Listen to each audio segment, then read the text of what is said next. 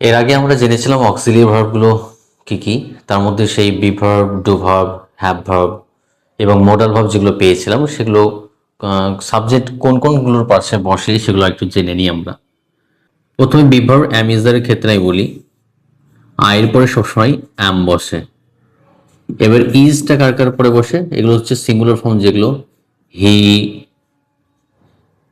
C, তারপর ইট অথবা কোনো একটি ব্যক্তির নাম, একটি ব্যক্তি যদি কোনো কিছু বোঝায় কিংবা একটি প্রাণী বোঝায় সেক্ষেত্রে আমরা ইজ ব্যবহার করতে পারি।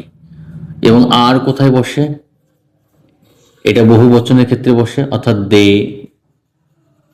তারপর ইউ, তারপর উই, তারপর দুটো ব্যক্তি কিংবা তার অধিক, দুটো ব্যক্তি কিংবা তার অধিক যদি বোঝায় তাহলে আমরা সেক্ষেত্রে আর বসাতে পারি।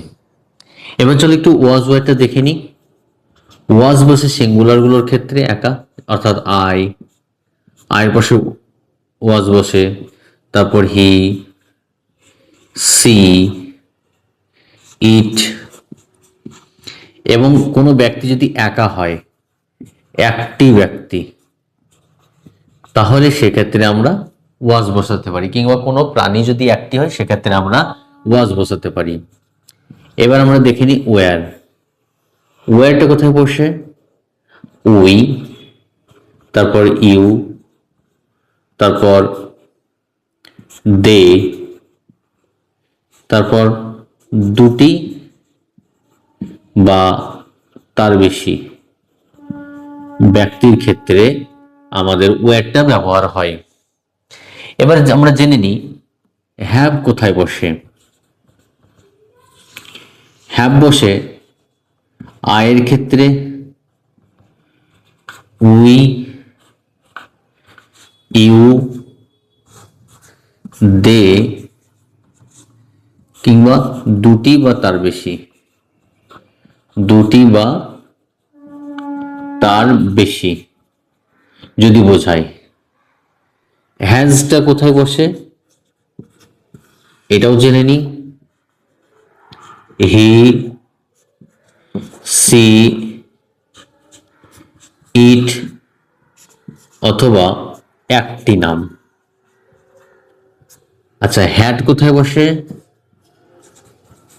হ্যাড সবার পরে, সবার পরে।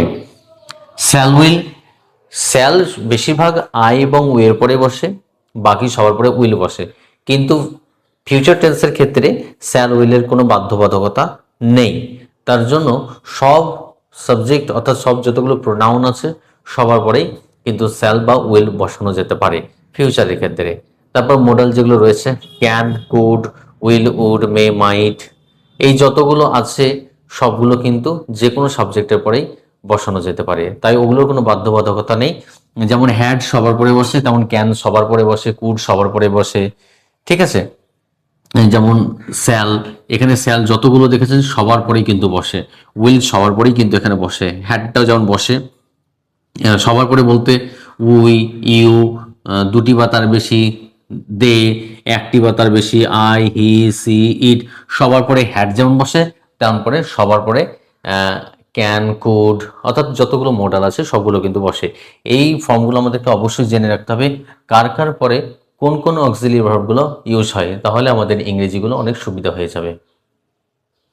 এরকম ভিডিও পেতে চ্যানেলটি সাবস্ক্রাইব করো এবং পরবর্তী কি ভিডিও পেতে চাইছো অবশ্যই কমেন্ট বক্সে কমেন্ট করবে।